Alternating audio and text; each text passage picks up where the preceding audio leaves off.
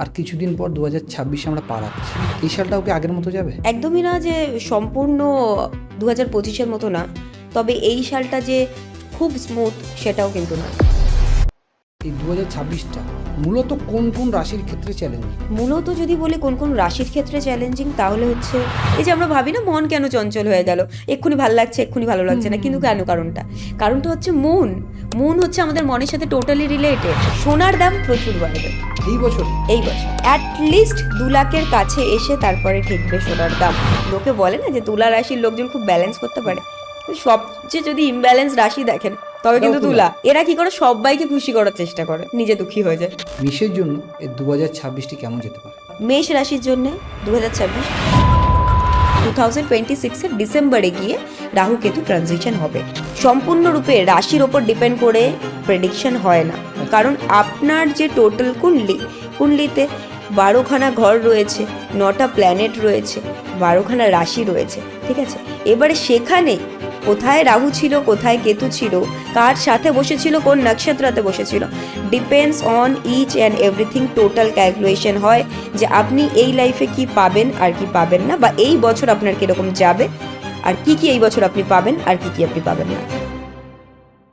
2025-এর শেষ লগ্নে দাঁড়িয়ে আমরা যখন বিগত দিনগুলোকে ভাবি বা এই বছরের বিগত মাসগুলোকে ভাবি, তখন অনেকের ভালো কেটেছে, অনেকের খারাপ কেটেছে। তাই 2025টি শেষ করে 2026 আমাদের কেমন হতে চলেছে, কোন রাশি কি ফল পেতে চলেছে, সে নিয়ে আজকে সম্পূর্ণ পডকাস্টটি এবং জানিয়ে সম্পূর্ণ বিশ্লেষণ করেছেন অ্যাস্ট্রোলজার প্রিয়াঙ্কা সাউ। এই বছরটি কোন রাশির কতটা ভালো হতে চলেছে বা কি ভালো হতে চলেছে, বা কারো কি সত্যিই কিছু খারাপ যোগ আছে, জানতে চাইলে সম্পূর্ণ পডকাস্টটি দেখতে হবে। তো চলুন জেনে নিই এই বছরটি কার কেমন কাটবে। চ্যানেলে নতুন হয়ে থাকলে অবশ্যই সাবস্ক্রাইব করুন। তবে চলুন নতুন বছরটি কিছু নতুন আশায় শুরু করি।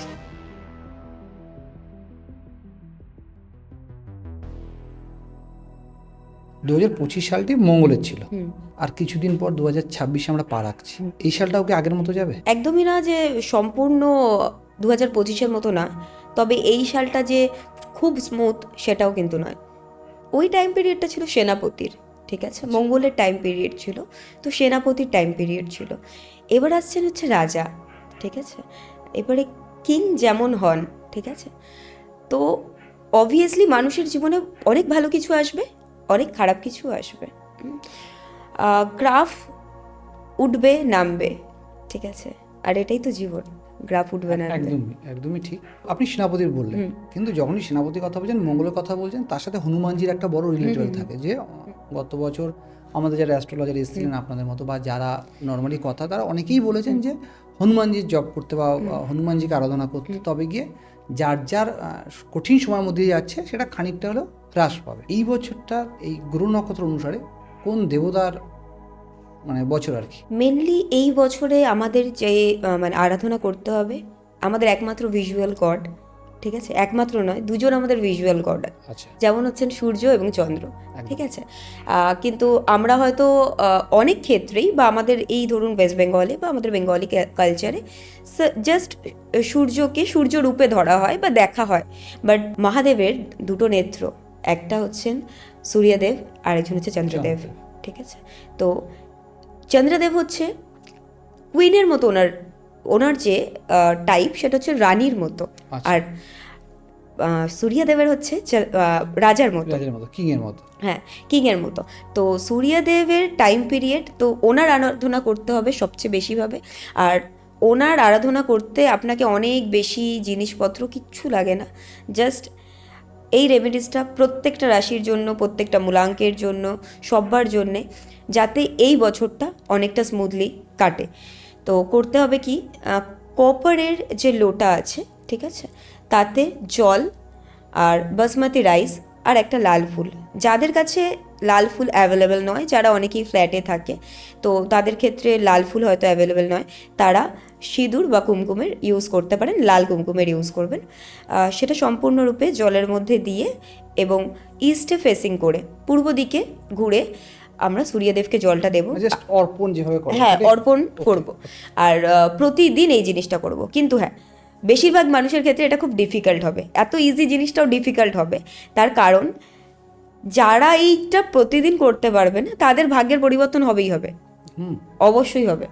এটা সব রকম গ্রহ নক্ষত্র মানুষদের বলছেন, রাশির সমস্ত রাশির হ্যাঁ। মানুষও বলছেন, কিন্তু এই 2026টা মূলত কোন কোন রাশির ক্ষেত্রে চ্যালেঞ্জিং? মূলত যদি বলি কোন কোন রাশির ক্ষেত্রে চ্যালেঞ্জিং, তাহলে হচ্ছে লিও।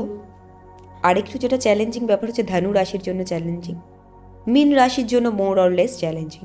এই তিনটে রাশি একটু বেশি খারাপ সিচুয়েশনে পড়বে, ঠিক আছে? যদিও আমরা প্রত্যেকটা রাশি নিয়ে আরো ডিপলি আলোচনা করব, বাট বেসিক্যালি তিনটে রাশি বেশি এফেক্ট থাকবে। যে আপনি তিনটে রাশির কথা বললেন, তাদের বড় চ্যালেঞ্জিং সাল হচ্ছে 2026। ঠিক সেইভাবে 2026-এ কোন কোন গ্রহর বড় পরিবর্তন হবে? দেখুন, 2025-এ যতগুলো মানে ট্রানজিশন হয়েছে খুব এফেক্টিভ ওয়েতে হয়েছে, তাই জন্য মানুষের জীবনে এত বেশি পরিবর্তন এসেছে, ঠিক আছে? কিন্তু 2025-এ যেরকম ট্রানজিশন হয়েছে, এটা মানে বহু বছর পর পর হয়, ঠিক আছে? 25 সালটা যেভাবে গেছে আর কি। এক্স্যাক্টলি। এবারে বলি, যদি রাহু কেতু ট্রানজিশনের ব্যাপারে আপনি বলেন, যেটা মানুষের লাইফে অনেক বেশি এফেক্ট ফেলে, বা সেটানের ট্রানজিশন অনেক বেশি এফেক্ট ফেলে, তো সেগুলো অলরেডি 2025-এ হয়ে গেছে। আচ্ছা, ওকে, এবার একদম ডিসেম্বরে 2026-এর ডিসেম্বরে গিয়ে রাহু কেতু ট্রানজিশন হবে। তাই জন্য 2026-এ কোনো রকম যে গ্রহর পরিবর্তনের জন্য যে বিশাল এফেক্ট, সেটা নয়। এবারে যেই প্ল্যানেটগুলো অনেক তাড়াতাড়ি মুভ করে, যেমন হচ্ছে আমাদের মুন সবচেয়ে তাড়াতাড়ি মুভ করে, জাস্ট 2.25 ডেজ লাগে মুনের। এই জন্য আমাদের মন এত বেশি চঞ্চল। এই যে আমরা ভাবি না, মন কেন চঞ্চল হয়ে গেল, এক্ষুনি ভালো লাগছে, এক্ষুনি ভালো লাগছে না, কিন্তু কেন? কারণটা হচ্ছে মুন হচ্ছে আমাদের মনের সাথে টোটালি রিলেটেড। এবার মুন দেখবেন কখনো একটা জায়গায় স্টেবল না, ছোট হচ্ছে বড় হচ্ছে, বড় হচ্ছে ছোট হচ্ছে, মানে ইনস্টেবল মুন, তাই আমাদের মনও ইনস্টেবল। তবে একে স্টেবল করার জন্য মুনের রেমেডি কি? একে স্টেবল করার জন্য মুনের যেটা সবচেয়ে বেস্ট রেমেডিস আর যেটা সবচেয়ে ইজি রেমেডিস, সেটা হলো ফুল মুন নাইটে আপনি মুন লাইটে বসুন, ঠিক আছে? আপনি ছাদে বসুন, বা কেউ কারোর যদি বাগান থাকে সেখানেও বসতে পারেন, কিন্তু সম্পূর্ণ মুন লাইটে বসতে হবে। আর 1 বোতল জল আপনাকে ছাদে ছেড়ে রেখে আসতে হবে। সেটা কতক্ষণ বসতে হবে? আপনি জাস্ট আধ ঘন্টার জন্য বসুন, মানে ওর জাস্ট রশ্মিটা শরীরে, হ্যাঁ, যাতে শরীরের মধ্যে রশ্মিটা পড়ে, আর আপনি মুনকে দেখুন। আচ্ছা, তবে মুনের রেমেডি কি? আগে আমি বলি যে মুনের রেমেডি কেন করা দরকার, ঠিক আছে? কারণ আজকের দিনে সবচেয়ে বেশি মানুষ যে কারণে ভুগছে, সেটা হচ্ছে মুন আর রাহুর প্রবলেমে, ঠিক আছে? যেটা হচ্ছে ডিপ্রেসড, মানে প্রচুর বাচ্চারা এত বেশি ডিপ্রেসড, যেটা ধারণার বাইরে, ঠিক আছে? বিশেষ করে 2000 এরার বাচ্চারা, কারণ এরা মুন এদের উপর বেশিভাবে এফেক্ট করেছে। আমাদের এরাতে যেমন 2000-এর আগের পিরিয়ডটা, 90s-এর টাইম পিরিয়ডে যেটা ছিল যে মানে সবাই একটা স্টেবল ছিল, কিছু হয়ে গেলে সেটার ক্ষমতা ছিল আটকানোর, কিন্তু আজকের দিনে সেটা নেই। তাই জন্য বাচ্চাদের জন্য সবচেয়ে বেশি এফেক্টিভ। আর তাছাড়াও কর্ক রাশি, যাদের মূলাঙ্ক 2, তারা সবার জন্য এই রেমেডিসটা, আর এটা প্রত্যেকটা মানুষের করা উচিত, যাতে তারা স্টেবল থাকতে পারে।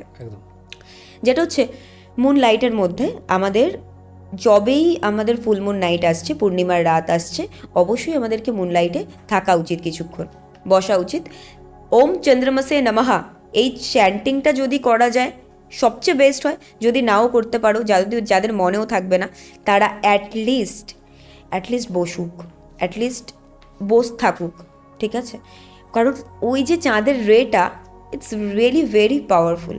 আর যদি গজকেশরী তৈরি হয়, যেমন এইবারেরটা হলো, ঠিক আছে? এখনও গজকেশরী রাজ্য, মানে এখনও গজকেশরী চলছে, মানে মুনের সাথে জুপিটার একসাথে রয়েছে, ঠিক আছে? এই মোমেন্টটাতে অনেক বেশি পাওয়ারফুল যে আপনি মানে চাঁদের রশ্মিতে বসবেন।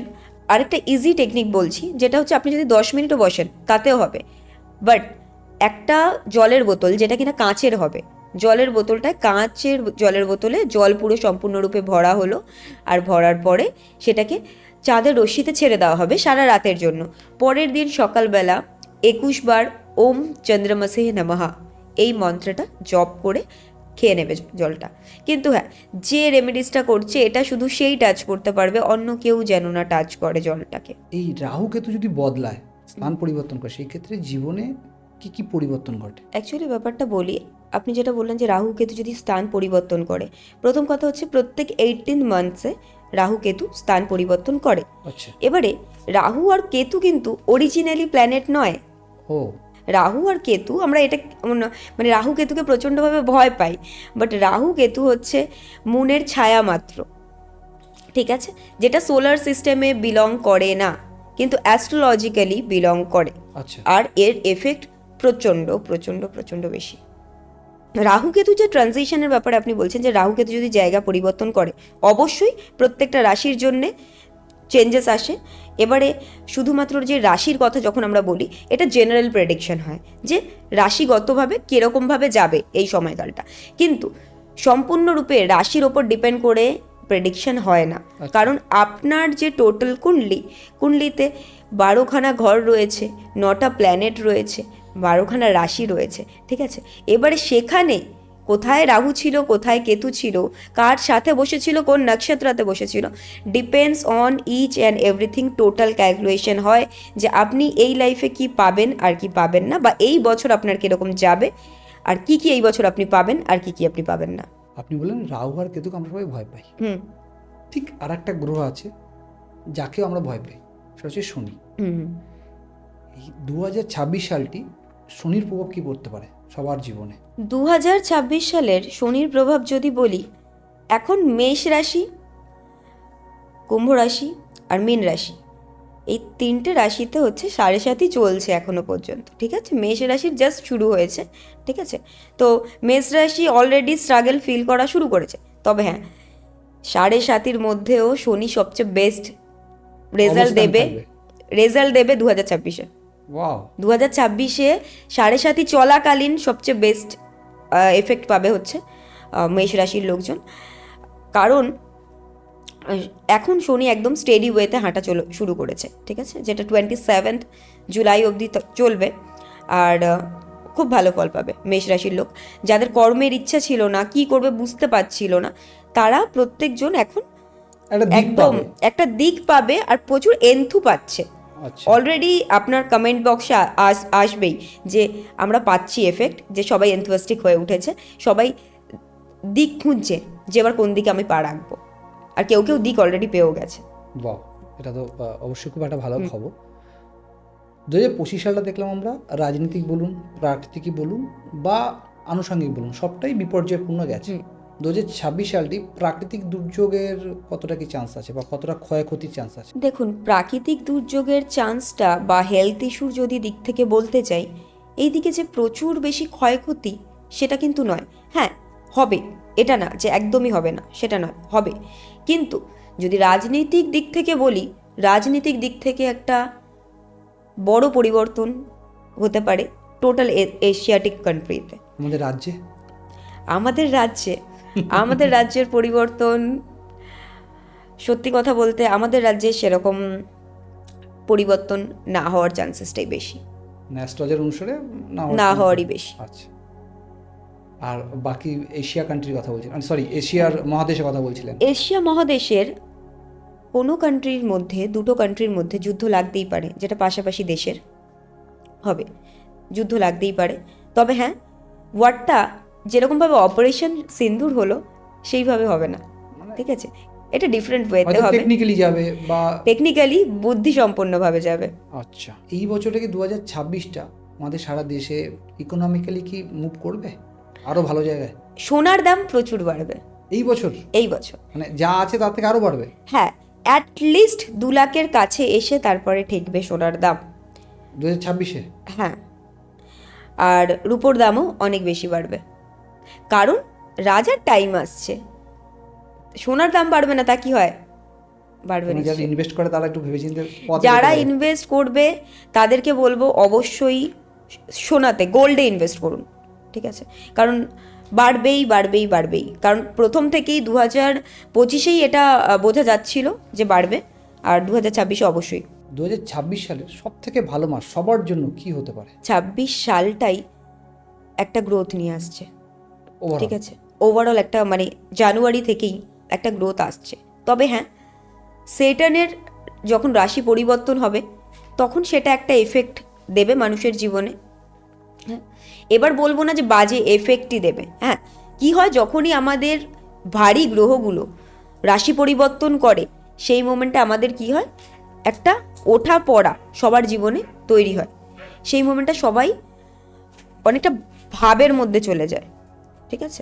আর এই সময় দাঁড়িয়ে বড় কোনো গ্রহের সেরকমভাবে ট্রানজিশন নেই, তবে একটা জিনিস রাশিগত দিক থেকে ভালো টাইম যদি বলেন যে কাদের যাবে, তাহলে যাবে হচ্ছে মেষ রাশি, বৃষ রাশি, মকর রাশি।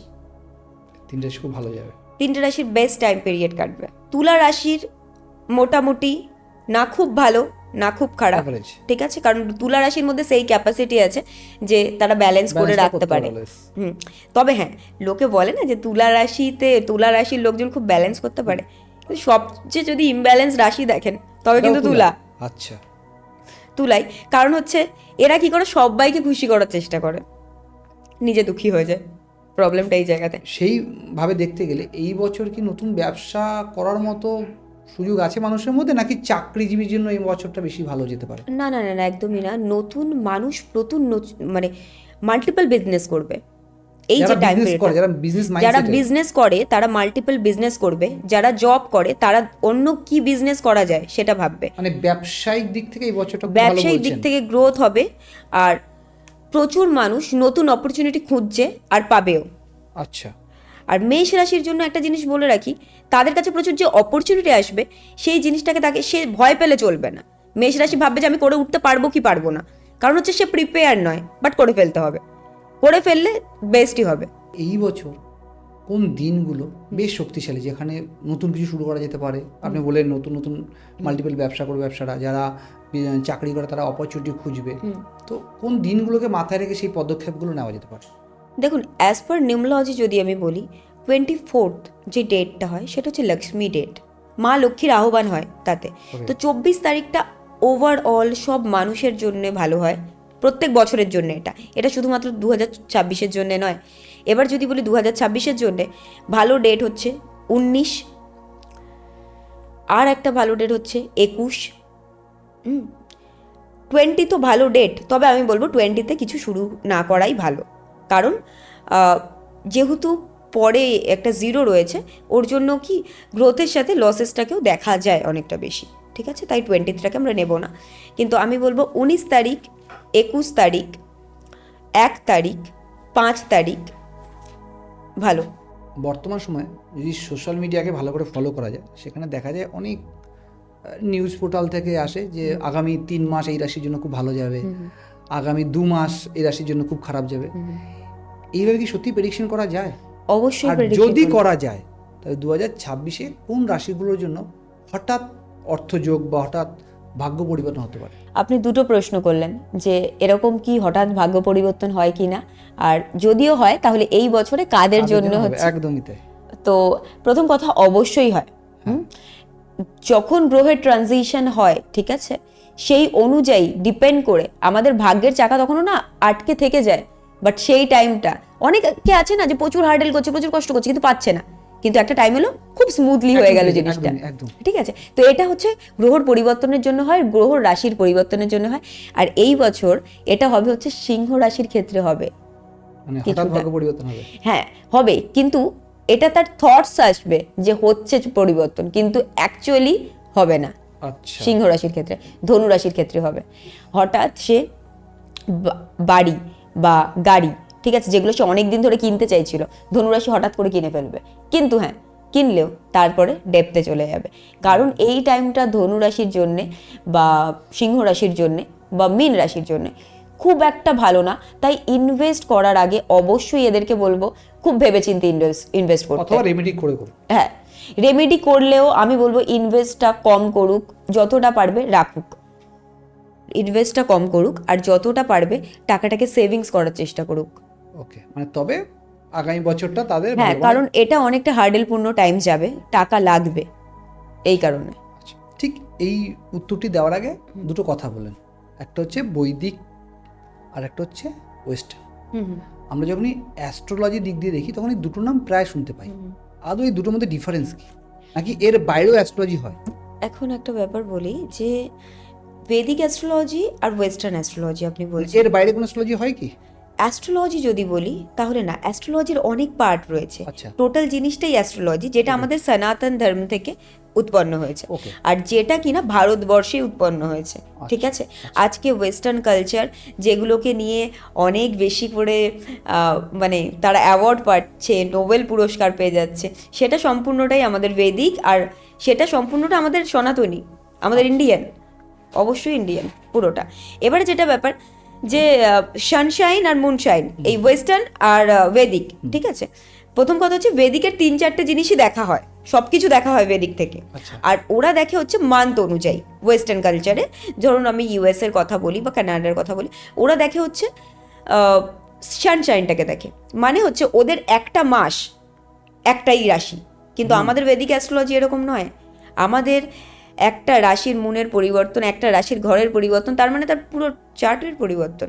আমরা পুরো সম্পূর্ণটাকে দেখি আর খতিয়ে দেখি, আর সেই অ্যাবিলিটি রাখি দেখার, এটা হচ্ছে ব্যাপার। আমাদের সনাতন ধর্ম অবভিয়াসলি আমাদের সনাতন ধর্ম, কারণ গণেশজি নিজে লিখেছেন অ্যাস্ট্রোলজি, হ্যাঁ, ভৃগু ঋষি আর সাথে গণেশজি নিজে লিখছেন। বেসিক্যালি আমাদের ভারতীয়রা বলতে গেলে সব কিছুই আমাদের সনাতন ধর্মে আছে। হ্যাঁ। আমরা যতক্ষণ না নাসা বা বিদেশি কোনো সংস্থা বা কোনো ব্যক্তি যতক্ষণ সেটা প্রমাণস্বরূপ না দেখায় ততক্ষণ আমরা মানি না। ছোট্ট একটা উদাহরণ, সূর্য থেকে আমাদের পৃথিবীর দূরত্ব আমাদের হনুমান হিসেবে বলা আছে, কিন্তু যতক্ষণ না আমাদের নাসা সেটাকে অ্যাপ্রুভ করছে ততক্ষণ আমরা মানিনি। তো ওভারঅল সবকিছু আমাদের এই সনাতন আজকে থেকে তো সবার প্রমাণ চাই, তাই না? ওইটাই বিষয়, প্রমাণ চাই। আর প্রমাণ করতে গেলে সেই ওরাই দেবে। অ্যাকচুয়ালি আজকের দিনে যে মানুষ যেটাকে বলছে সায়েন্স, ঠিক আছে, সেই সায়েন্সটা কোথা থেকে এলো? এটা আমাদের একটা ভাবনার বিষয়। কারণ হচ্ছে এই যে সায়েন্সের প্রত্যেকটা জিনিস আজকে ডিফাইন করে শুধু প্রুফ করা হচ্ছে, একদম, একদম। আর কিছু নয়, না, ঠিক আছে। সেটা অলরেডি ছিল, সেটা আছে, আর সেটা থাকবে। এবারে যদি 100 বছর আগামী বা আগামী 200 বছরেও কেউ যদি প্রুভ না করতে পারে, তাহলে আমাদের স্টুডেন্টরা বা আমাদের নেক্সট জেনারেশন সেটাকে মানবে না। ডেফিনেটলি। এবং পৃথিবীতে এখন অনেক জিনিস আছে যেগুলো আজ কিন্তু প্রমাণই হয়নি, তার মানে সেটা এখনো মানে স্বীকৃতি পায়নি। ওভারঅল বিষয় বিজ্ঞানের ভাষায় স্বীকৃতি পায়নি। একদমই তাই। যেমন সবচেয়ে একটা পুরনো একটা ওয়ার্ডস বা একটা কথা যেটা খুব বেশি ইম্পর্টেন্ট, যে আহম ব্রহ্মাস্মি, yes, I am the universe. So এই আই অ্যাম দ্য ইউনিভার্স কথাটার অর্থ কি? যে আমি ব্রহ্মা বা আমি পৃথিবী, ঠিক আছে। কিন্তু আমরা কিন্তু ভগবানকে মোটেই খুঁজি না, আমরা নিজেদের মধ্যে কিন্তু ভগবানকে খুঁজছি না, আমরা খুঁজি শুধুমাত্র মূর্তিতে। তাহলেই আমরা ভগবানকে আলাদা করতে পারি, আর তাহলে আমরা ভুল করতে পারি। আমরা যদি ভাবি যে আমরা ভুল করতে পারি না, আমরা যদি ভাবি আমরা ভগবান, তাহলে তো আমরা কোনো ভুল করতে পারবো না, তাই না? কিন্তু মানুষ ভুল করতে চায়, খুশি হয় ভুল করতে। কলিযুগের তো এটাই বিষয়। একদমই তাই, কলি তো সবার মধ্যে ঢুকে আছে। একদমই তাই। 2026 সালটি কোন রাশির কেমন যাবে, কিন্তু আমি আমার রাশি জানি না, তাই আমি আমার রাশি জানবো কি করে? সবার প্রথম প্রশ্ন হচ্ছে এটা। প্রথম কথা, রাশি হচ্ছে 3 প্রকার। একটা হচ্ছে নাম রাশি, আর একটা হচ্ছে সানশাইন, একটা মুনশাইন। ওয়েস্টার্ন কালচারে সানশাইনকে ফলো করা হয়, আমাদের বৈদিক অ্যাস্ট্রোলজিতে বা হচ্ছে আমাদের মতো যতই আপনি জ্যোতিষীদেরকে দেখবেন বা যত অ্যাস্ট্রোলজারদেরকে দেখবেন, তারা যদি রাশির কথা বলছে তার মানে সেটা মুনশাইনের কথা বলছে। আর যদি আপনি নিউজ পেপারে যেটা দেখছেন বা যেখানে যত আপডেট, সেগুলো সব সানশাইন অনুযায়ী। কারণ ওটা এখন চ্যাট জিপিটিতেও দিয়ে দিতে পারে, তো খুব ইজিলি প্রেডিকশনটা খুব ইজি। আচ্ছা, আপনি নেম মানে নাম অনুসারে রাশির কথা বললেন, এটা কি জিনিস? নাম অনুসারে রাশি মানে সেটা এখন আর হয় না বলতে পারেন। তার কারণটা হচ্ছে এখন কেউ বাচ্চার রাশি অনুযায়ী নাম রাখে না, ঠিক আছে। যেমন ধরুন কারো ধনু রাশি সাপোজ, তাদের হচ্ছে ভ, শ, ঠিক আছে, ভু, এইভাবে তাদের নামটা শুরু করতে হবে। কিন্তু আজকাল যেটা ফর্মে নামগুলো চলে, সেগুলো খুব ছোট ফর্মে চলে। মানে বলতে গেলে আগেকার মানুষ তারা মানে রাশি, গ্রহ, নক্ষত্র সব বিচার করতো, যার ফলে রাশি দেখে নামটা রাখতো যে এই নামটা এই জন্য শুভ। যার ফলে ওই পার্টটা যেহেতু এখন নেই আমাদের সমাজে, খুব বেশি তো নেই বলতে গেলে, নেই বলা যায়। হ্যাঁ, যার ফলে আমাদের এখন দুটো, একটা হচ্ছে মুন, হ্যাঁ, একটা মুনশাইন, একটা সানশাইন। ব্যাস। আপনার যারা অডিয়েন্স যারা জানে না যে কিভাবে আমি আমার রাশি দেখবো, ঠিক আছে, অনেকে আছে বার্থ টাইমও জানে না, সেটা তো একটা প্রবলেমেটিক। প্রথম কথা, জন্মের সময়কালটা জানাটা খুব বেশি করে দরকার, তাহলে টোটাল কুণ্ডলীর হিসাব করা যাবে। এবার যদি শুধুমাত্র রাশির দেখতে চান, তাহলে যদি আপনি শুধুমাত্র বার্থ মানে ডেটটা জানেন, ডেটটা পুট করুন আর যে কোনো টাইম পুট করুন, তাহলে আপনার রাশি বেরিয়ে আসবে। কারণ 2.5 দিন মুনের সময় লাগে, ঠিক আছে, রাশি পরিবর্তন করতে। তাই রাশিটা পেয়ে যাবেন, কিন্তু টোটাল আপনার যে কুণ্ডলী সেটা ফর্মে কিন্তু বেরাবে না। ওকে, মানে শুধু রাশিটা বেরোবে। হ্যাঁ, এবারে বার্থ টাইম, বার্থ প্লেস আর হচ্ছে বার্থ ডেট, এই তিনটে জিনিস দরকার হয়। আপনি গুগলে গিয়ে সার্চ করবেন যে কুণ্ডলি মেকিং সফটওয়্যার, আপনি অ্যাস্ট্রোসেজেও যেতে পারেন। আমি অ্যাস্ট্রোসেজেরই অ্যাস্ট্রোলজার, আচ্ছা, তো অ্যাস্ট্রোসেজে খুব ভালোভাবে ওখানে কুণ্ডলি মেকিং হয়। আর একটা ব্যাপার, গুগলে অনেক অনেক অ্যাপস রয়েছে, আপনি যে কোনো ইউজ করতে পারেন আপনার নিজের রাশি জানার জন্য। এই জ্যোতিষশাস্ত্র বা অ্যাস্ট্রোলজি মানে একে যদি আমি মেনে চলি তবে আমার সেই ক্ষেত্রে বার্থ ডেট এবং বার্থ প্লেসটা খুব ইম্পর্টেন্ট। অবশ্যই মানে এর বাইরে জ্যোতিষশাস্ত্র কোনো কাজ করবে না। আমাদের জ্যোতিষশাস্ত্রের অনেক পার্ট রয়েছে, ঠিক আছে। নিউমোলজি আজকে যেটা ওয়েস্টার্ন কালচারে চলে গেছে টোটালি, ঠিক আছে, চাইনাতে বেশিরভাগই ফলো করা হচ্ছে নিউমোলজিকে। তো নিউমোলজি কি? সংখ্যা তত্ত্ববিদ্যা, যেটাকে বলা হয় যে শুধুমাত্র আপনার ডেট অফ বার্থ থেকে টোটাল প্রেডিকশন হয় শুধুমাত্র ডেট অফ বার্থ থেকে, তার জন্য কিচ্ছু দরকার হয় না। আচ্ছা, এর সাথে কি আমাদের ভারতীয় জ্যোতিষশাস্ত্রের কোনো লিঙ্ক আছে?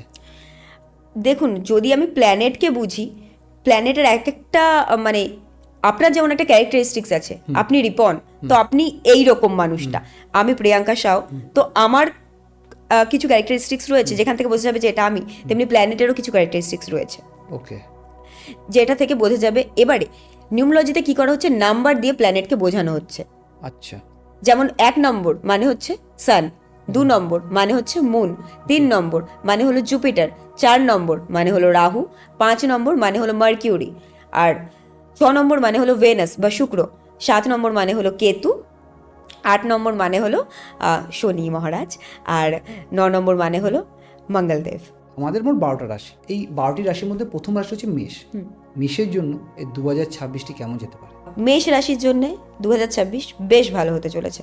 হ্যাঁ, অনেক বেশি অপরচুনিটি আসবে, অনেক অনেক বেশি গ্রোথ আসবে লাইফে, কিন্তু হ্যাঁ কাজ করতে হবে, গ্রোথটাকে অ্যাকসেপ্ট করতে হবে, কারণ যদি কাজ না করি তাহলে ফলটা কি করে পাবো? ঠিক আছে। আর মেষ রাশির জন্য যেটা রেমিডিস সেটা বলবো যে আদিত্য হৃদয়ম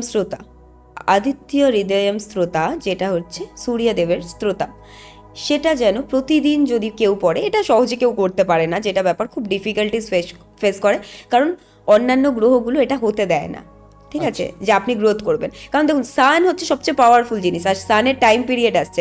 সান কি? সান আমাদের সম্মান, সান হচ্ছে প্রতিপত্তি, নেম, ফেম, প্রত্যেকটা জিনিস হচ্ছে সান দেয়।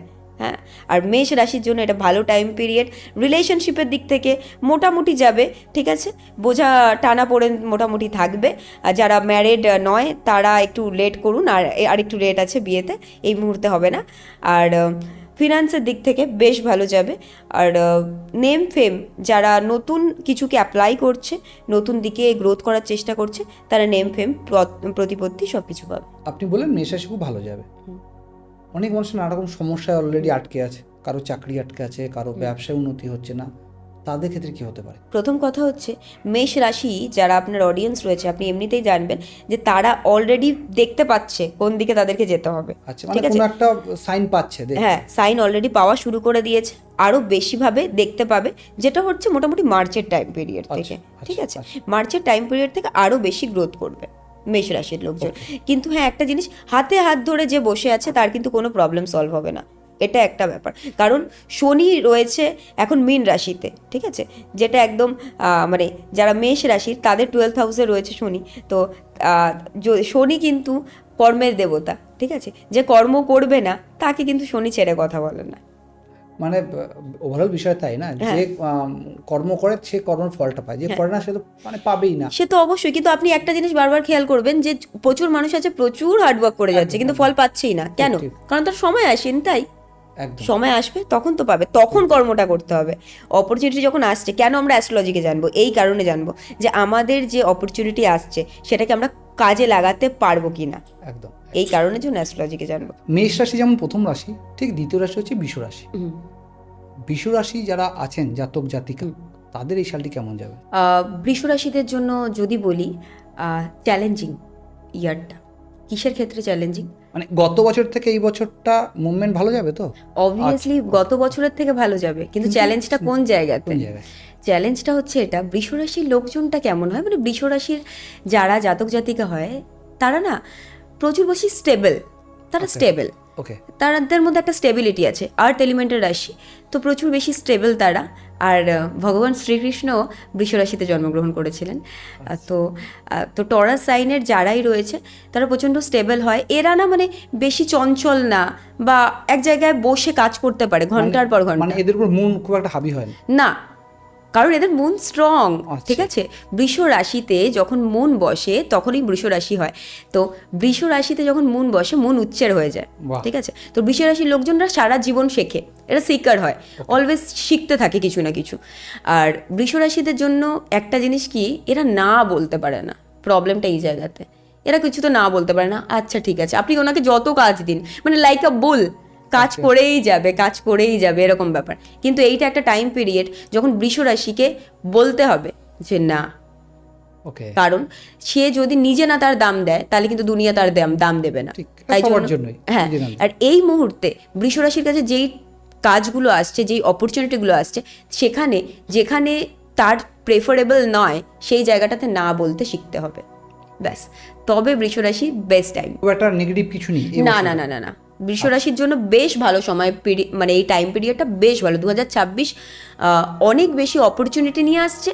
শুধু অপরচুনিটি নয়, কি বলবো, নতুন যেই থটসগুলোকে বৃষ রাশি ভেবেছে যেটা করতে পারেনি, ঠিক আছে, সেগুলো এবার করতে শুরু করবে। মানে যাদের বিয়ে আটকে ছিল তাদের বিয়ে হয়ে যাবে, ওভারঅল বিষয় এরকম। না না না না সেটা একদমই নয়, বৃষ রাশির ক্ষেত্রে সেটা নয়, বিয়ের দিকটা নয়। এবার আমি বলি যে বিয়ে জিনিসটা না, ওটা ডিপেন্ড করে হচ্ছে কুণ্ডলিতে আপনার সেটেন, রাহু কেতুর পজিশন, কোন নক্ষত্রতে আপনি জন্মেছেন। এটা একটা বড় জিনিস যেটা আমি বলবো যে আপনার অডিয়েন্সদের জন্য এবং আপনার জন্য অবশ্যই কোনো বেটার অ্যাস্ট্রোলজারের সাথে কনসাল্ট করুন, চাইলে আমার সাথেও কনসাল্ট করতে পারেন।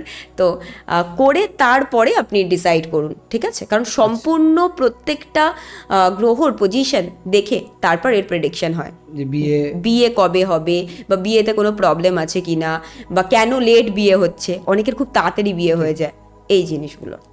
ঠিক আছে, আর ফিনান্সিয়ালি বৃষ রাশি এই বছর প্রচুরভাবে গ্রোথ করবে, প্রচণ্ডভাবে গ্রোথ করবে। রাশি পর্বের তৃতীয় রাশি হচ্ছে মিথুন। আপনি যেমন বলেন মেষ, বৃষ, এদের ওভারঅল ঠিকঠাকই। ঠিক মিথুন রাশির ক্ষেত্রে এই বছরটি কেমন হতে চলেছে? আচ্ছা, মিথুন বা জেমিনাই তাদের জন্যে যেটা ব্যাপার, এরা কেমন হয় আগে এদের একটু সেগমেন্ট বলে দিই, কারণ তাহলে সবাই কমেন্ট করে বলবে যে ঠিক তারা রিলেট করতে পারছে কিনা। যেমন এদের কথা না, এদের পেটে কথা থাকে না, এরা না বলে থাকতে পারে না, ঠিক আছে। আর এটা হচ্ছে এদের মানে উচিত নয়, কারণ যদি আমরা মানে সব কিছু বলে দিই তখন নজর দোষটা বেশি লেগে যায়, ঠিক আছে। এবার যেটা ব্যাপার, এই টাইমে বাবার হেলথের দিকটা জেমিনাইকে একটু বেশিভাবে দেখতে হবে। বাবার হেলথ ইস্যু কোনো রকম থাকতে পারে এই বছরে। আদারওয়াইজ মোটামুটি জেমিনির জন্য ভালো। কিন্তু হ্যাঁ, এবার বলি যে বিয়ের যেটা কথা বলছিলেন, যাদের রিলেশনশিপে যেতে পারছিল না, বা চেয়েও রিলেশন হয়ে উঠছিল না, বা বিয়ে হয়ে উঠছিল না, রিলেশনশিপে অনেক দিন ধরে আছে, তাদের এই বছর কিন্তু বিয়ে হওয়ার চান্সেস রয়েছে জেমিনিতে। আচ্ছা, জেমিনি ক্ষেত্রে। আচ্ছা, আর অর্থলাভ, চাকরি? অর্থলাভ মোটামুটি থাকবে, বেশ ভালো থাকবে। নতুন বিজনেস যারা করতে চলেছে তাদের জন্য বেশ ভালো হবে। আর যারা জব ওরিয়েন্টেড তাদের জন্য একটু চ্যালেঞ্জ আসতে পারে, তবে প্রচুর চিন্তার বিষয় নয়, জেমিনির জন্য মোর অর লেস ভালো যাবে। 4 নম্বর রাশি হচ্ছে কর্কট। এই কর্কটের জাতক জাতিকেদের কেমন যেতে? কর্কট রাশি যদি বলতে চাই, কর্কট রাশি বেশ ভালো যাবে, ঠিক আছে, ভীষণ ভালো যাবে। ফিনান্সিয়ালি গ্রোথ হবে, আফটার মার্চ ফিনান্সিয়ালি ভালো গ্রোথ হবে কর্কট রাশির। কিন্তু কর্কট রাশি মানে সেগমেন্টটা কি, এরা হচ্ছে প্রচুর ইমোশনাল হয়, কারণ মুনের একমাত্র রাশি হচ্ছে কর্কট রাশি, ঠিক আছে। এদের যে আর কি মানে কর্কট রাশির যারা জাতক জাতিকা, তাদের যেটা রুলিং প্ল্যানেট সেটা হচ্ছে মুন বা চাঁদ। তো চাঁদের যে সেগমেন্টটা সেটা কর্কট রাশির মধ্যে দেখা যায়। এরা প্রচুর বেশি ওভার ইমোশনাল হয়, কথায় কথায় একটু দুঃখ পেয়ে যাওয়া, কেঁদে ফেলা, এই জিনিসগুলো হয়। আর না বললে মনটা ভারী হয়ে যায়। তো আমি এদেরকে বলবো যে এই টাইমটা শক্ত হওয়ার টাইম, কারণ হচ্ছে এই টাইমে যতটা গ্রোথ করার কথা, ঠিক আছে, যেই জিনিসগুলো আটকে ছিল, প্রথম কথা যেমন 4-5টা রাশির জন্য এই বছরটা বেশ শুভ, যেমন মেষ রাশি, বৃষভ রাশি, মিথুন রাশি, কর্ক রাশি বা কর্কট রাশি। আর তাছাড়া হচ্ছে তুলার জন্য মোটামুটি ভালো, বৃশ্চিকের জন্য ভালো। বৃশ্চিকের কিন্তু হঠাৎ অর্থলাভ হবে, ঠিক আছে, এই বছরটি। হ্যাঁ। বৃশ্চিকের হঠাৎ অর্থ লাভ হবে। আর ধনুর জন্যে একটু ডিফিকাল্ট টাইম পিরিয়ড ধনুর জন্য। ধনু রাশির যারা লোকজন আছে তাদের মধ্যে যে মানে একটা রাজা রাজা ব্যাপার ছিল সেইটা একটুখানি চূর্ণ বিচূর্ণ হতে চলে এই বছরে, কারণ তারা অনেক বেশি গ্রাউন্ডেড হবে। ধনু রাশির লোকজনরা আচ্ছা, গ্রাউন্ডেড হবে, কারণ তারা বুঝতে পারছে যে যদি তারা গ্রাউন্ডেড না হয় তবে কিন্তু তারা কেরিয়ারে গ্রোথ করতে পারবে না। এই টাইমটা গ্রাউন্ডেড হওয়ার সময়। তাই যারা ধনুরাশির রয়েছে তাদেরকে সবাইকে একটা কথা বলবো, গ্রাউন্ডেড হও, সবার সাথে রিলেশনশিপ ভালো রাখো, বিশেষ করে ভাই বোনের ক্ষেত্রে রিলেশনশিপ ভালো রাখার দরকার আছে। আর ভাই বোনের কাছ থেকে ধনুরাশির এবছর চ্যালেঞ্জ আসতে পারে, আচ্ছা, ভাই বোনের সাথে রিলেশন খারাপ হতে পারে ধনুরাশির ক্ষেত্রে। এরপরে চলে যাবো আমরা মকর রাশিতে। তো মকর রাশির যারা জাতক জাতিকা রয়েছে তাদের জন্য সবচেয়ে ভালো সময়। কারণটা কি? কারণ 7.5 সবে কাটিয়ে বেরিয়েছে 2025-এ, ঠিক আছে? 7.5 বছর অনেক কষ্ট করেছে, কিন্তু মকর রাশির লোকজন ভাবছে যে এবার তো আমার চাই, কিন্তু যতটা চাইছে ঠিক ততটা পাবে না, কিন্তু যতটা সে ভাবতেও পারেনি ততটাও পেতে পারে। ও মকর রাশির জন্য খুব ভালো সময়। আর মকর রাশির লোকরা প্রচুর হার্ডওয়ার্কিং হয়, ঠিক আছে? কারণ তারা নিজেদেরকে নিজেরা দাঁড় করায়, তাদের বাবা মার সাপোর্ট পায় না, বেশিরভাগ ক্ষেত্রে তারা নিজেদেরকে দাঁড় করায়। আর এটা বেস্ট টাইম নিজেদেরকে প্রুভ করার, আর মকর রাশি করবেও এই বছর করবে। আচ্ছা, আর সম্পর্ক ইকোনমিক্যালটা আপনি বললেন ঠিক যাবে? হ্যাঁ, সম্পর্কের দিক থেকে যদি বলি মোটামুটি যারা বিবাহিত তাদের একটু ঝামেলা থাকতে পারে। আর এই মুহূর্তে নতুন রিলেশনশিপের যারা কথা ভাবছে তাদের রিলেশনশিপ হবে আচ্ছা, মকর রাশিদের। আর মকর রাশির ক্ষেত্রে ফিনান্সিয়াল দিক বেশ ভালো যাবে, যেটা লাস্ট 3 বছরে হয়নি, যেটা 24 থেকে সে চেষ্টা করছে, অ্যাকচুয়ালি 24-25-এ দুটোতেই হয়নি, 26-এ সেটা হয়ে আপনি যাবে। বললেন যে 25-এর 7.5 কাটি জাস্ট উঠছে, তার মানে তো তার ভালো যাবেই। Obviously, যে হার্ডওয়ার্কটা করেছে, মানে বেসিক্যালি কি আমি যতদূর শুনেছি বা জানি সেটা হচ্ছে শনি কি করে হার্ডওয়ার্ক করে। কারণ শনি 7.5 থাকা মানে তাকে হার্ডওয়ার্ক করায়, সেই হার্ডওয়ার্কের ফল তো পেতেই হবে তাকে। তো সেটা হচ্ছে এই সালটা থেকে তো শুরু হবে একদম। মকর রাশি মানে মকর রাশির ব্যাপার তো শোনায় সোয়াগা এই বছরটি, কুম্ভর ক্ষেত্রে কি ততটাই? দেখুন, শনির দুটো রাশি, প্রথম হচ্ছে মকর, তারপরেরটা হচ্ছে কুম্ভ। 7.5 মকর রাশির ওপর দিয়ে কিন্তু কেটে গেছে, কিন্তু কুম্ভের ওপর দিয়ে এখনো পর্যন্ত কাটেনি। তো মকর রাশির তুলনায় একটু বেশি চ্যালেঞ্জিং, তবে এটা টাইম, ঠিক আছে? অ্যাকচুয়ালি কি, সূর্যের যে টাইম পিরিয়ড 2026 প্রত্যেকের জীবনে গ্রোথ, অপরচুনিটি, সাকসেস সব নিয়ে আসবে যে যতটা হার্ডওয়ার্ক করতে পারবে। আর কুম্ভ রাশির লোকরা যথেষ্ট হার্ডওয়ার্কিং। তবে একটা জিনিস কি, কুম্ভ রাশির লোকরা না এতদিন বুঝতে পারছিল না যে করব কি, কিন্তু এই বছরের লাস্টে গিয়ে তারা না তাদের যে সাকসেস কোথায় গেলে পাবে সেটা বুঝতে পারবে এই বছরে, মানে 2026-এ। আর তারপরে 2026টা পুরো ট্রায়াল পিরিয়ড চলবে, যেটাকে বলে কুম্ভ রাশির ক্ষেত্রে অনেকটা বেশি বোঝাপড়া হবে, নিজের সাথে বোঝাপড়াটা সবচেয়ে বেশি হবে। কর্কট পরের পর যে রাশিটি থাকে এটা হচ্ছে সিংহ রাশি। এবার আপনি শর্টে বলে ছাড়লে আমরা ছাড়ছি না এপিসোডে, আপনি ডিটেলসে বলুন সিংহর কেমন যাবে, তার প্রেম জীবন, তার ইকোনমিক্স বা তার পারিপার্শ্বিকটা কেমন যেতে পারে?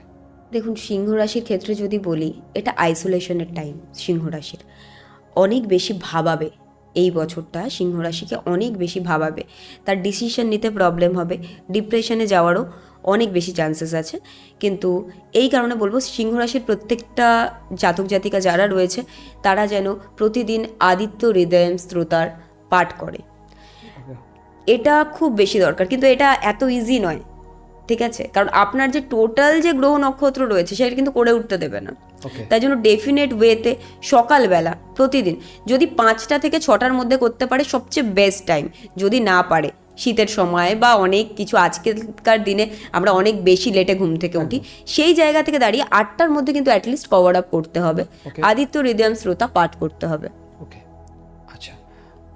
বাকি সম্পর্ক হোক বা ইকোনমি হোক সেটা একটু একটু চাপাচাপিতে যাবে।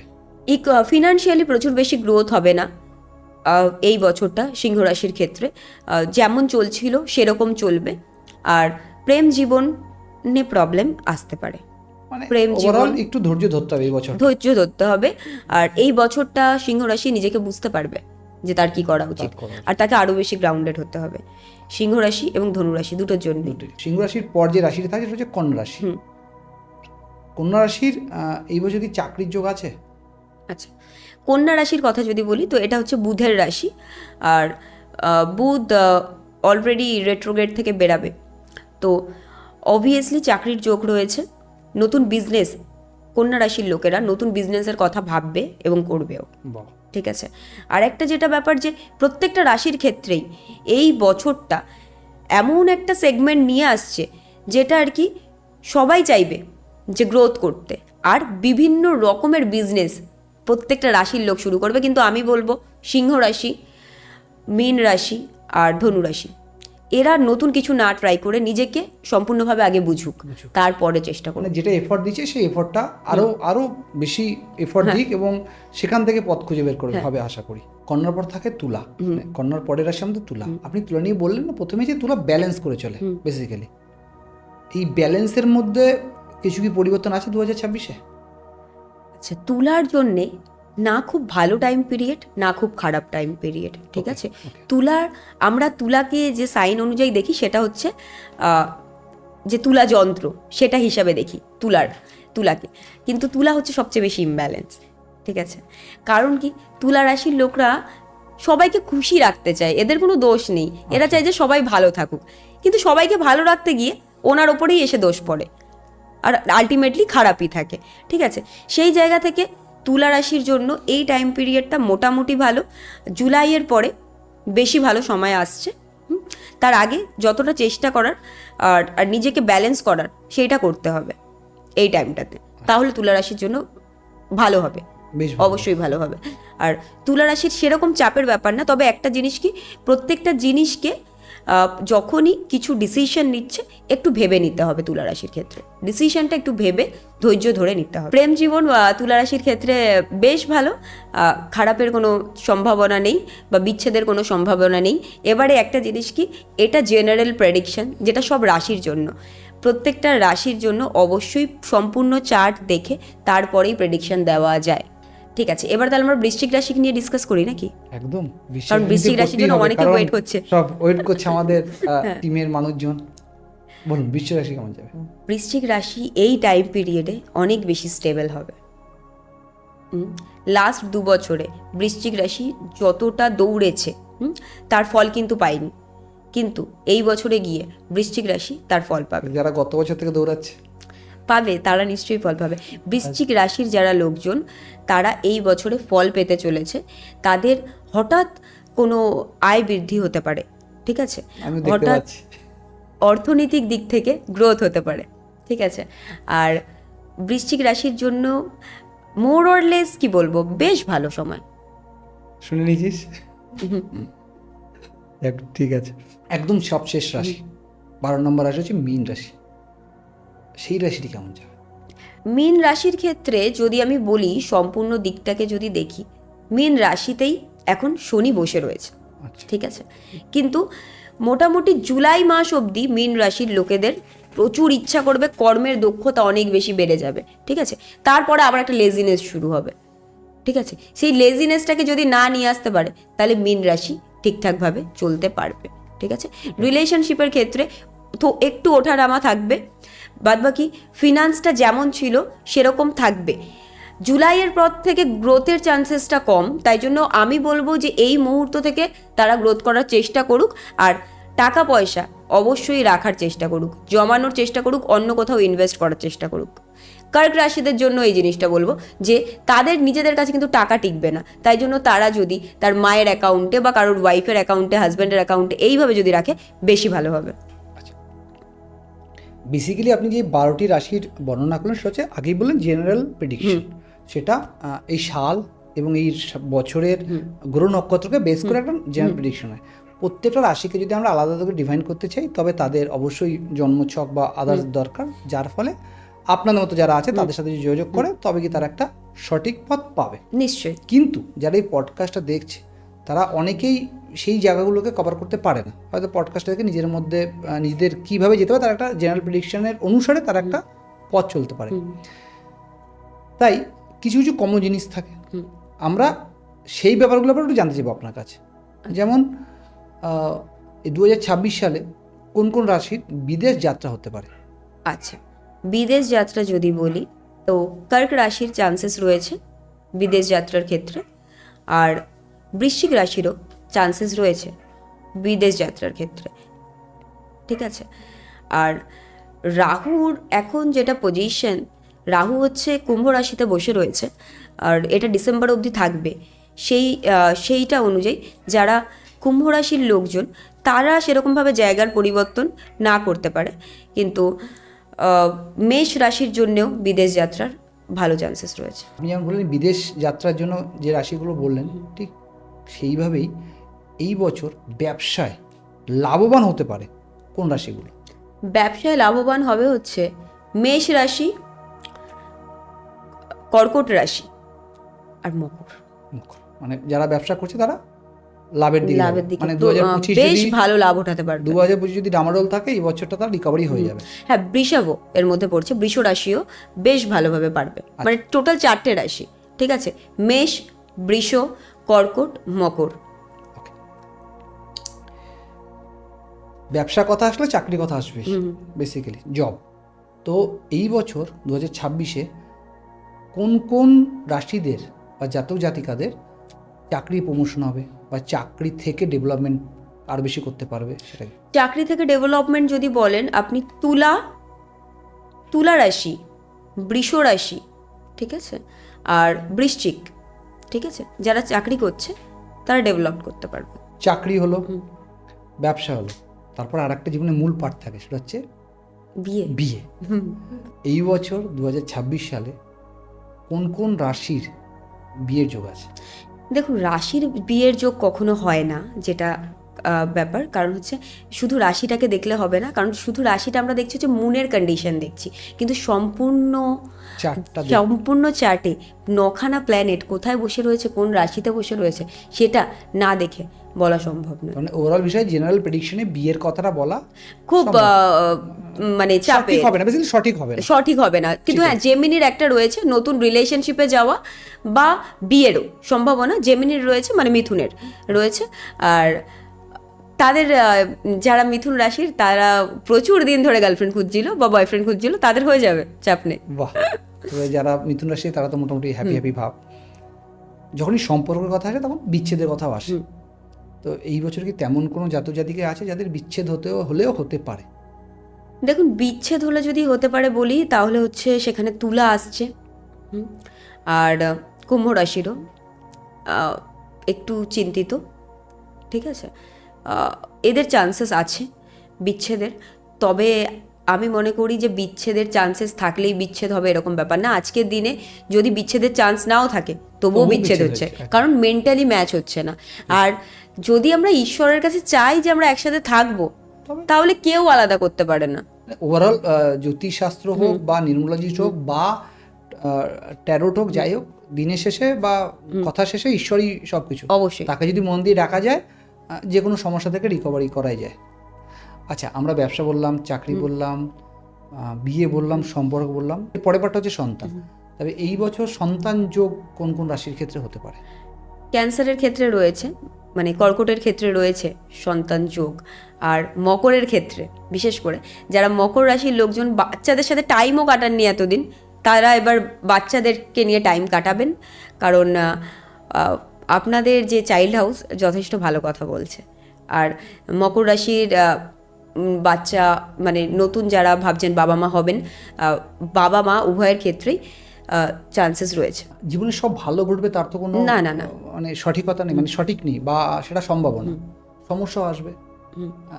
এই বছরটি বা 2026 সালটি সমস্যায় পড়বেন কোন কোন রাশি? আইনগত হোক বা অন্য কোনো পার্টি হোক, কোন কোন রাশি? দেখুন, যে ডিফিকাল্ট টাইম পিরিয়ডটা আসছে সেইখানে যাদেরকে সবচেয়ে বেশি সচেতন থাকতে হবে, সেটা আমি আগেও বলেছি, সিংহ রাশিকে সচেতন থাকতে হবে, ধনু রাশিকে সচেতন থাকতে হবে, মীন রাশিকে সচেতন থাকতে হবে।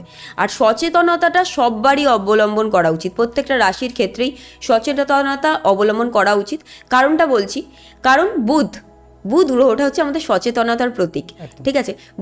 বুদ্ধি, বুধ কমিউনিকেশন, আর বুধ হচ্ছে আমাদের সোলার সিস্টেমে যুবরাজ যাকে বলা হয়। তো নটঘট বাচ্চা, কিন্তু হ্যাঁ খুব তীক্ষ্ণ বুদ্ধি। হ্যাঁ, তো তাদের প্রত্যেক জনের ক্ষেত্রে ডিসিশন মেকিংটা একটা বড় ইম্প্যাক্ট ক্রিয়েট করে, সে যেই রাশির হোক না কেন। সববার প্রত্যেকটা মুহূর্তে ডিসিশন ঠিকভাবে এই বছর নিতেই হবে, কারণ সূর্যার টাইম আসছে, রাজা কিন্তু কাউকে ক্ষমা করবে না। আর যারা নিজেরা রাজা হয়ে আছে, যারা নিজেরা রাজা হয়ে আছে, হ্যাঁ, এবার আপনি যেটার কথা বলছেন যে যারা নিজেরা রাজা হয়ে আছে তাদের যে ডাউনফল হবে না এটা কিন্তু কেউ বলতে পারছে না।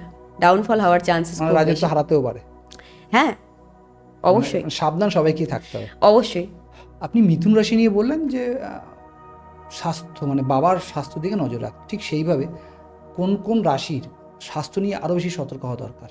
দেখুন, বৃষ রাশির ক্ষেত্রে মায়ের শরীরের অসুস্থতা বা ডায়াবেটিস দেখা যেতে পারে বৃষ রাশির ক্ষেত্রে। আর যদি আমি বলি যে স্বাস্থ্য, সম্পূর্ণ স্বাস্থ্যটা আমি ডিফাইন করতে পারবো না যদি না আমি পার্সোনাল কুণ্ডলি দেখি। তো যাদের পার্সোনাল কুণ্ডলি আমি দেখবো তাদেরকে আমি বলতে পারবো যে কি হবে, কারণ টোটাল প্ল্যানেটারি পজিশন দেখতে হবে আমাকে। আমরা সমস্যা বললাম, আমরা ভালো যা ঘটবে সেটা বললাম।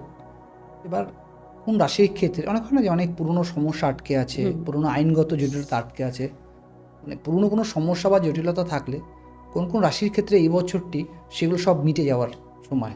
আচ্ছা, দেখুন, বৃশ্চিক আর তুলা, এদের দুজন এই দুটো রাশির ক্ষেত্রে বলবো যে যদি আইনগত সমস্যা ছিল সেটা কিন্তু এখন থাকবে, সেটা কিন্তু পরিবর্তন হবে না।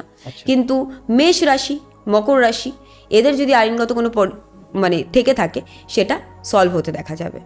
মেষ রাশির একটু লাস্টে, এই মুহূর্তে নয়, কিন্তু মকর রাশির খুব তাড়াতাড়ি আইনগত সমস্যার সমাধান হতে চলেছে। আপনি মেষ রাশির ক্ষেত্রে বললেন যে শনি 7.5 চলছে, বাট স্টেবল, ভালো যাবে। আর কি কোনো রাশির ওপরে এই 2026-এ শনি 7.5 প্রভাব আছে? হ্যাঁ, কুম্ভ রাশি এবং মীন রাশি। আচ্ছা, মেনলি কুম্ভ রাশি, মীন রাশি আর মেষ রাশি, এই তিনটে রাশির ওপরে 7.5 প্রভাব রয়েছে। তাই যাদের 7.5 প্রভাব রয়েছে তাদের জন্য সবচেয়ে ইজি রেমেডিস আমি এটা বলবো যে তারা যেন অবশ্যই 7মুখী রুদ্রাক্ষ ধারণ করে। আর আরেকটা ব্যাপার, আজকের দিনে রুদ্রাক্ষ বাজারে যেগুলো অ্যাভেলেবেল সেগুলো বেশিরভাগই ফেক রুদ্রাক্ষ, ঠিক আছে? তো অবশ্যই জেনুইন জায়গা থেকে আপনি রুদ্রাক্ষ নিন এবং পড়ুন। শনি 7.5 যেমন পড়ছে, ঠিক উল্টো দিকে কিছু কিছু রাশি তো শনির কৃপাও এই বছর পাবে, সে কোন কোন রাশি?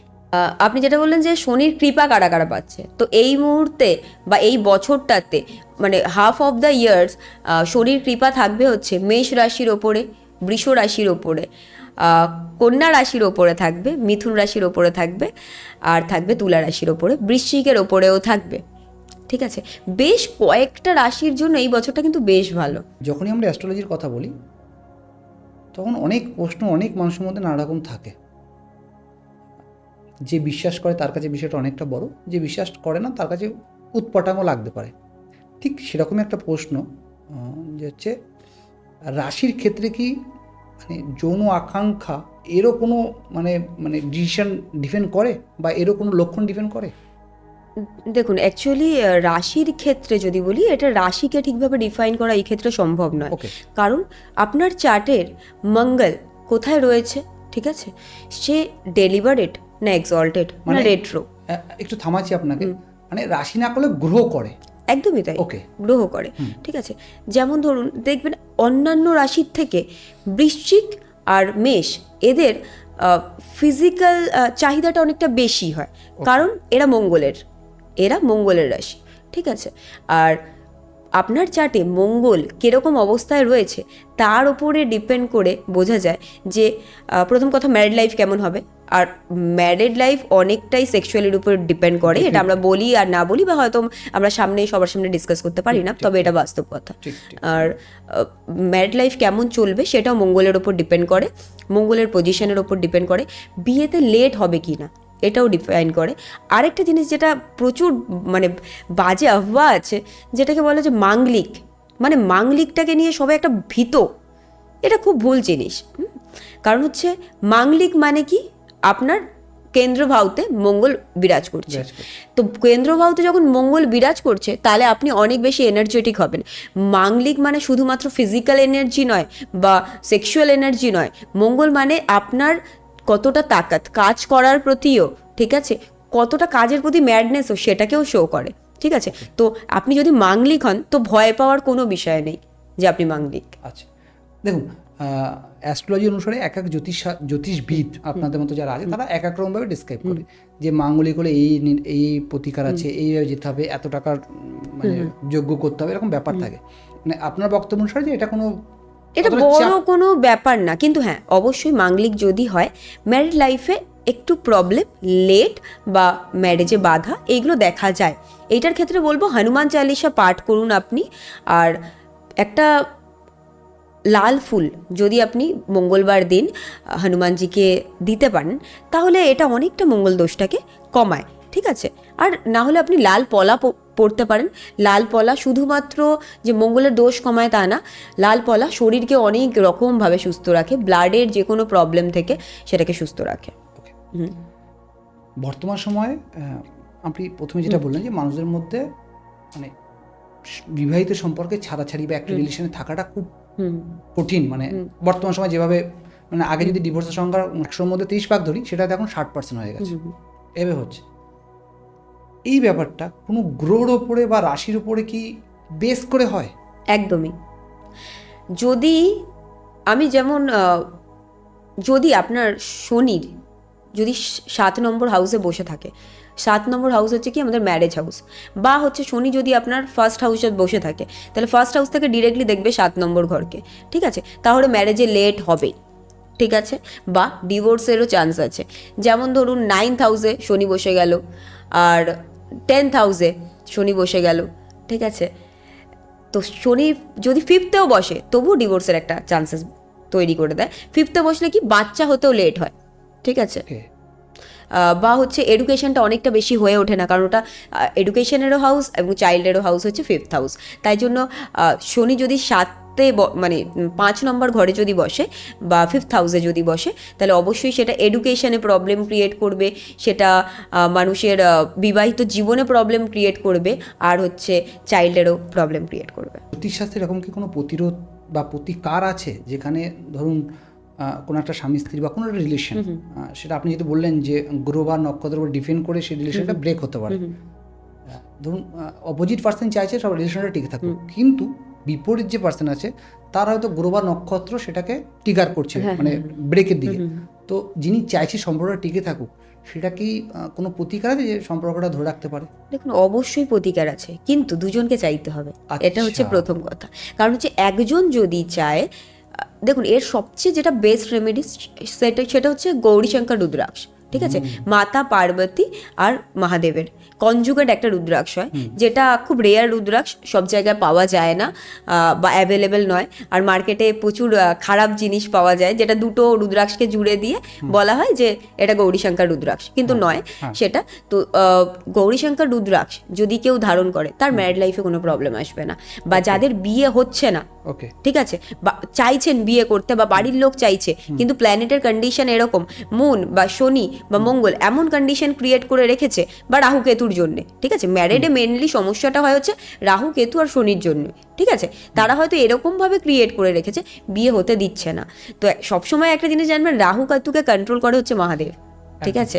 তো আপনি প্রতিদিন মহাদেবকে জল দিন আর গৌরীশঙ্কর রুদ্রাক্ষ পড়ুন, আপনার ম্যারিডের যে ইস্যু আছে অবশ্যই চলে যাবে। তবে হ্যাঁ, দুজন যদি পড়ে ওইটা প্রচণ্ড ভালোভাবে ওয়ার্ক করে।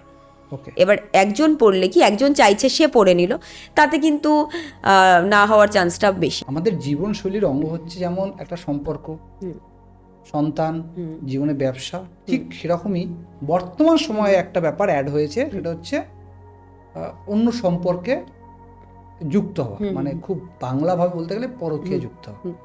এই জ্যোতিষশাস্ত্রের মাধ্যমে কি সেটা দেখা সম্ভব? অবশ্যই। আমার প্রচুর ক্লায়েন্ট আমি মানে যারা এসছে অন্য কারণে, কিন্তু আমি তাকে বললাম তুমি যে ম্যারিড লাইফ বলছো খারাপ হচ্ছে, তুমি অন্য রিলেশনশিপে আছো। তো ম্যাম এটাও বোঝা যায়? হ্যাঁ, এটাও বোঝা যায়, সম্পূর্ণরূপে বোঝা যায়। কীরকম? ধরুন সাপোজ মানে ভেনাস রাহু এই যে কনজাংশনটা যদি থাকে কারোর কুণ্ডলিতে, ঠিক আছে, সে ডেফিনেটলি পরকীয়া করবে আর ধরাও পড়বে। ভেনাস মঙ্গল থাকলে পরকীয়া করার চান্সেসটা অনেক বেশি, কিন্তু হ্যাঁ সে যদি ধার্মিক হয় তবে করবে না, ঠিক আছে। আর তার অন্যান্য অ্যাসপেক্ট দেখতে হবে। কিন্তু ভেনাস রাহু যদি থাকে কুণ্ডলিতে কোথাও, যে কোনো হাউসে বসে আছে, সে পরকীয়াতে একবার না একবার লিপ্ত হবেই হবে। যদি যদি পরকীয়া মানে হচ্ছে একটা সম্পর্কে থাকাকালীন অন্য সম্পর্কে যাওয়া, তার মানে প্রথম সম্পর্কটাকে কোনো না কোনোভাবে আর ডিস্টার্ব হচ্ছে না, স্যাক্রিফাইস হচ্ছে কিছু একটা। এবার সেই জায়গায় দাঁড়িয়ে বিপরীত যে পার্সন থাকছে সে যদি চায় যে আমি যে যাচ্ছে পরকে তাকে আটকাবো, সেটা কি জ্যোতিষশাস্ত্রে কোনো রেমেডি আছে যেখান থেকে সেটা করা যায়? দেখুন, যে করছে এটা শুধুমাত্র সে চেঞ্জ করতে পারবে, আর কেউ পারবে না। কিন্তু জ্যোতিষশাস্ত্রে সেরকম কিছু লক্ষণ বা সেরকম কোনো রেমেডি আছে কিনা? রেমেডি আছে, কিন্তু সে যদি নিজে ছাড়তে চায়, যেমন আমাদের কাছে অনেক ক্লায়েন্ট আসে যারা আর কি রিলেশনশিপে মানে চায়নি, কিন্তু যেহেতু কিছু খামতি ছিল তার প্রথম রিলেশনটায়, তাই জন্য ওটা চলাকালীনও এটা চলছে, ঠিক আছে, এবার তারা নিজেরাই বেরোতে চায়, তখন বেরানো সম্ভব। কিন্তু যে নিজে না বেরোতে চায় তার কখনোই বেরানো সম্ভব না, আর এতে আরও রিলেশনশিপ খারাপই হয়। বর্তমান সময় জ্যোতিষশাস্ত্রে একটা খুব সুন্দর বা খুব কমন বা ট্রেন্ডিং একটা ওয়ার্ড হচ্ছে মূলাঙ্ক। এই মূলাঙ্ক বিষয়টা কি? মূলাঙ্ক হচ্ছে টোটাল 9খানা, নখানা। যেমন 9টা প্ল্যানেট তাই 9টা মূলাঙ্ক। ওকে, ঠিক আছে, মানে গ্রহের উপরে ডিপেন্ড, মানে একদমই তাই। ব্যাপারটা একদমই তাই। সঠিক হচ্ছে। হ্যাঁ, এবার মূলাঙ্কটা কিভাবে বুঝবো, ঠিক আছে, আমি এক একটা মূলাঙ্কে একটু ডিফাইন করে দিই। ডেফিনেটলি।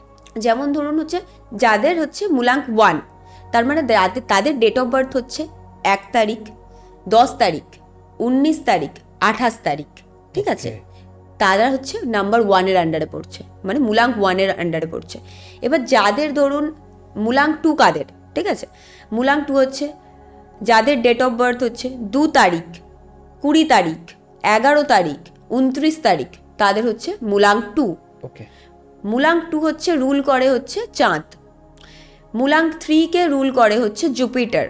এবারে জুপিটারের মধ্যে কারা পড়ছে, মানে মূলাঙ্ক 3-র আন্ডারে কারা পড়ছে, নাম্বার 3 আর 12, 21, 30, এরা হচ্ছে মূলাঙ্ক 3-র আন্ডারে পড়ছে, যারা জুপিটার ওরিয়েন্টেড।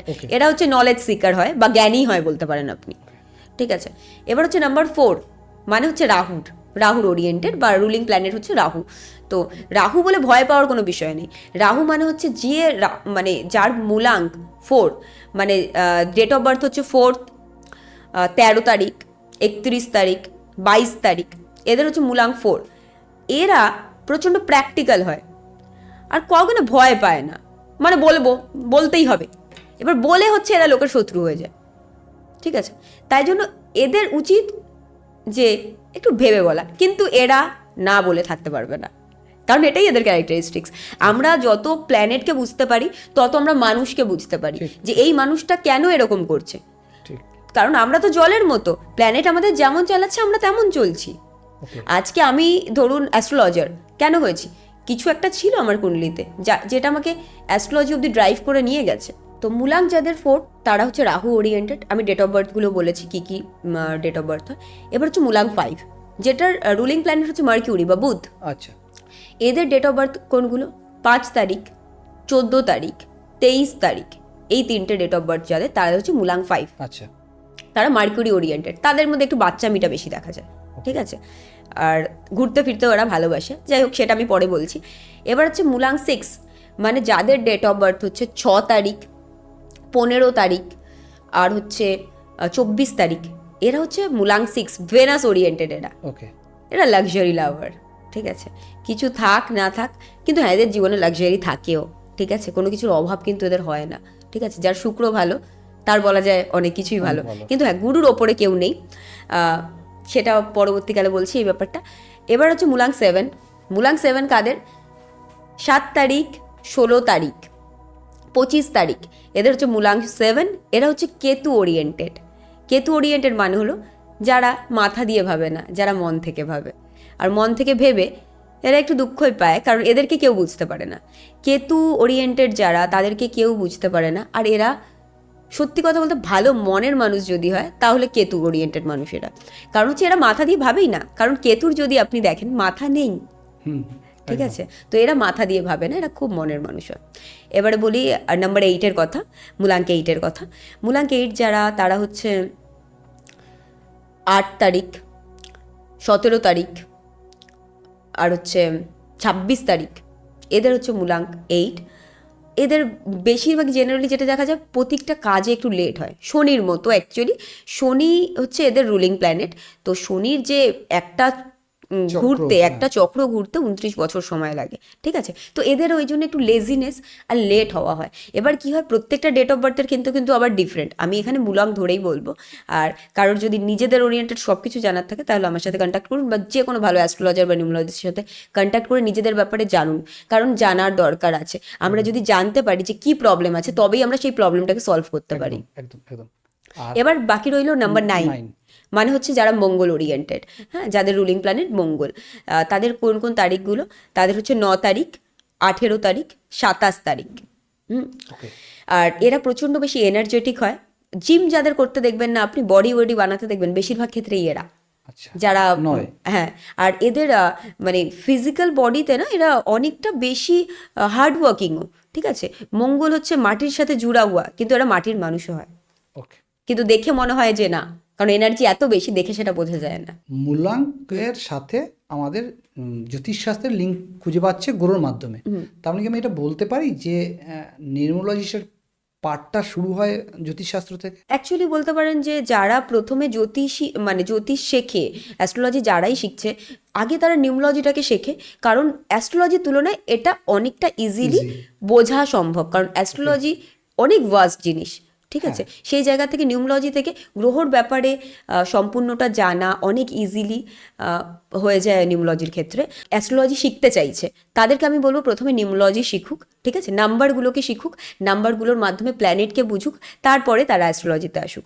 কারণ তারা যেমনি নিজেকে বুঝতে পারবে যে আমি কেন এরকম, এটা আমাদের কাছে সবার কোয়েশ্চেন, আমি কেন এরকম।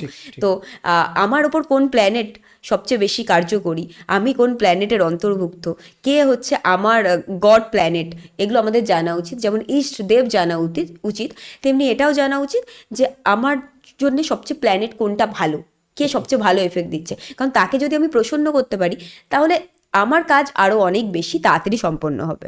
বেসিক্যালি বলতে গেলে জ্যোতিষশাস্ত্র যদি আমরা একটা পুরো সাবজেক্ট ধরি, তার প্রথম হাতে করি বা মানে বিষয়টাকে বলতে পারি হচ্ছে নিউমোলজিস্ট।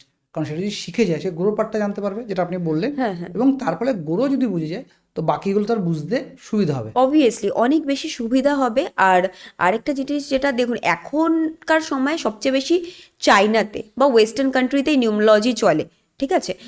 আজকাল যে ট্যারেট কার্ড রিডার যারা রয়েছেন তারাও নিউমোলজি শেখেন, কারণ নিউমোলজিটা অ্যাস্ট্রোলজিটাকে অনেকটা ইজি ওয়েতে মানুষকে বুঝতে হেল্প করে। অনেক মানুষ আছে যারা নিজেদের ডেট অফ বার্থটা সঠিক জানে না, তারা কি জ্যোতিষশাস্ত্র অনুসারে নিজেদের ভবিষ্যৎ বুঝতে পারবে, নাকি সেই জায়গায় দাঁড়িয়ে নিউমোলজির সাহায্য নিতে হবে? দেখুন, যদি সে ডেট অফ বার্থ জানে, শুধু ডেট অফ বার্থটা যদি জানে যে জন্ম কোন তারিখে হয়েছে, তবে নিউমোলজি অনুযায়ী সম্পূর্ণটা বলা সম্ভব। কিন্তু যদি সে জন্মের তারিখ না জেনে থাকে তাহলে ফেস রিডিং আর পামস্ট্রি এই দুটোর মাধ্যমে এটাকে কভার করা যায়। বেসিক্যালি ওভারঅল জন্ম তারিখ যদি কেউ না জানে, সে না জ্যোতিষশাস্ত্র থেকে হেল্প পাবে, মানে একদম সঠিক না নিউমোলজিস্ট থেকে পাবে, তবে শুধু পাম ট্রি অথবা ফেস রিডিং পড়ে যেটুকু যে বলতে পারে সেটাই পামস্ট্রি থেকে বলা যায়। আর পামস্ট্রি অনেকটাই ঠিক, এটা নয় যে ঠিক নয়, কিন্তু যেটা ব্যাপার যে অরিজিনালি আমি যদি আমার সম্পূর্ণটাকে জানতে চাই তাহলে birth time, birth date, birth place, তিনটে জিনিস জানা খুব দরকার। তাহলে আমি প্রত্যেকটা জিনিসকে ঠিক করতে পারবো, না হলে আমি ঠিক করতে পারবো না, এটাই যা। হ্যাঁ, কার্যকারী হবে না।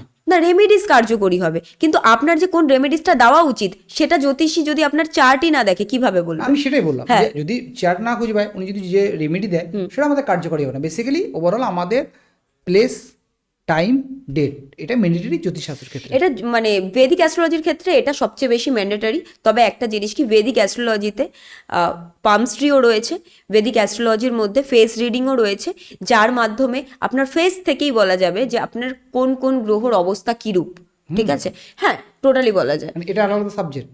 হ্যাঁ, এটা আলাদা সাবজেক্ট। জ্যোতিষশাস্ত্র একটা বিশাল বড় সাবজেক্ট, যেটাকে কভার করতে সারা জীবনেও শেষ করা যায় না।